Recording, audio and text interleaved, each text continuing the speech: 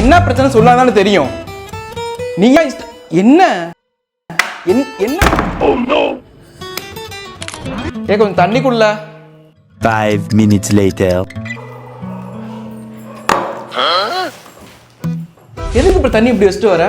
மூஞ்சி ஃபுல்லா தெரிச்சிருச்சு. என்ன பிரச்சனை உனக்கு இப்ப? தோத்துக்கிட்டே இருக்கீடா. A few moments later. சரி இப்ப என்னன்னு சொல்லுப்பா. என் தங்கச்சிக்கு கல்யாணம் வச்சுட்டாங்க. இந்த செயினோட என்ன போ சொல்றீங்களா? எத்தனை நாளா செயினை மாத்தித்தாங்கன்னு சொல்லி கேட்டுட்டே இருக்கேன்.